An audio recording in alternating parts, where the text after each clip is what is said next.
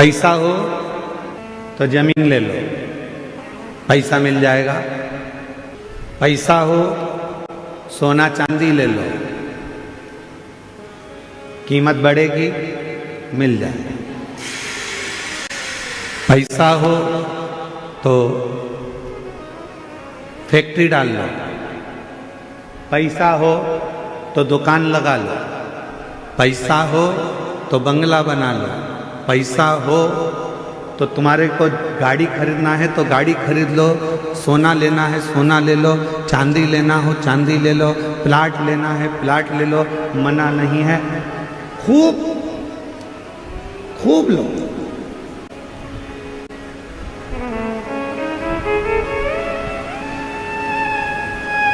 पर सोना लेने से पहले, गाड़ी लेने से पहले, बंगला लेने से पहले, जमीन लेने से पहले, फैक्ट्री डालने से पहले एक लोटा जल शिव को चढ़ाना प्रारंभ करो। क्यों? गाड़ी तो बढ़ जाएगी, सोना बढ़ जाएगा, जमीन बढ़ जाएगी, प्लाट बढ़ जाएगा, फैक्ट्री बढ़ जाएगी, बंगले बढ़ जाएंगे, पर उम्र तो उतनी की उतनी है। उम्र को अगर बढ़ाना है तो शिव को एक लोटा जल चढ़ाकर इनके भोग करने के लिए अपनी उम्र को।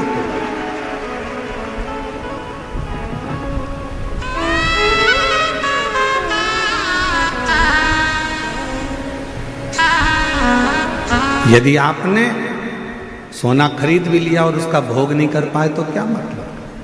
जमीन खरीद भी ली और उस जमीन का भोग ना कर पाए तो क्या मतलब? बंगला बहुत बड़ा बना लिया और उस बंगले का तुमने भोग नहीं करा तो क्या मतलब? फैक्ट्री डाली, गाड़ी खरीदी, बंगला खरीदा, पर उसका भोग भी तो करना चाहिए। तो भोग करने के लिए तुम्हारी उम्र बढ़ना जरूरी है, और उम्र बढ़ाना के लिए सबसे सुंदर तरीका है, उम्र यदि बढ़ाना है तो 3 जगह पर बैठना चाहिए। जिस व्यक्ति को अपनी उम्र बढ़वाना है, जिस व्यक्ति को अपनी उम्र बढ़ाना है और जिस व्यक्ति को अपने जीवन में सुख पाना है, तो 3 जगह पर बैठना प्रारंभ करो। पहले नंबर पर अपने माँ बाप के पास में जाकर थोड़ी देर बैठना प्रारंभ करो, उनका आशीर्वाद मिलेगा, उम्र बढ़ना प्रारंभ। कुछ देर अपने माता पिता के पास में जाकर बैठो तो तुम्हारी उम्र बढ़ेगी। दूसरे नंबर पर उम्र बढ़ाना चाहते हो, वैभव चाहते हो, तो मेरे देव अधिदेव महादेव के शिवालय में, मंदिर में, कथा में थोड़ी देर जाकर बैठना प्रारंभ करो, तुम्हारी जिंदगी का सुख प्राप्त होगा। तीसरे नंबर पर अपने सतगुरु के चरणों में, अपने गुरु के चरणों, अपने गुरु महाराज के चरणों में जाकर थोड़ी देर बैठना प्रारंभ करो।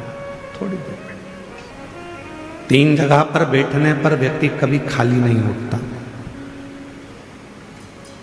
3 जगह पर बैठने पर व्यक्ति कभी खाली नहीं उठता। पहले नंबर पर है माता पिता के चरणों में बैठेगा तो कुछ ना कुछ लेकर उठेगा, भले वो आशीर्वाद लेकर उठे चाहे कुछ लेकर उठे। मेरे देव अधिदेव महादेव के चरणों में जाकर बैठा है तो शिव की कृपा लेकर उठेगा, और गुरु के चरणों में जाकर बैठा है तो ज्ञान लेकर उठेगा। वो जिंदगी में कुछ ना कुछ लेकर उठता है। उठे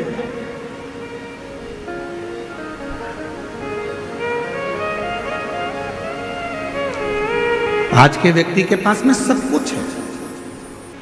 ऐसा कोई व्यक्ति नहीं जिसकी जिंदगी में भगवान ने धन नहीं दिया। हम आपसे पूछें, जब से आपने शिव महापुराण की कथा को सुनना प्रारंभ करा, जब से आपके घर के व्यक्ति ने 1 लोटा जल शंकर को चढ़ाना प्रारंभ करा, उसके बाद का समय निकालो और उसके पहले का समय निकालो। जब आप शंकर के मंदिर नहीं जाते थे, शिव जी को 1 लोटा जल नहीं चढ़ाते थे, शंकर की आराधना नहीं करते थे, शिव जी की कथा नहीं सुनते थे, उसके पहले का समय निकाल कर देखना कि कितना कष्ट का समय था।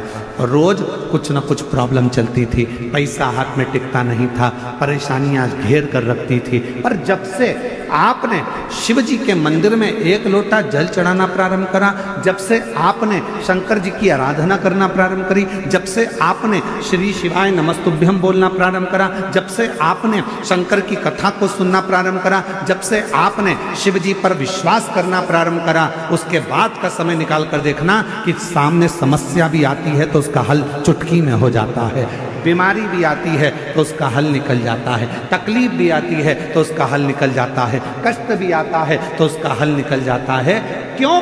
क्योंकि आपने पूर्ण भरोसा, आपने पूर्ण विश्वास शंकर पर कर लिया, आपने पूर्ण भरोसा देवाधिदेव महादेव पर कर लिया। और जिस व्यक्ति ने अपनी जिंदगी में शिव पर भरोसा कर लिया तो उसके जीवन के सारे दुख, सारी तकलीफ, सारा कष्ट, सारी बीमारी देवाधिदेव महादेव की हो गई। उसने अपनी जिंदगी को सार्थक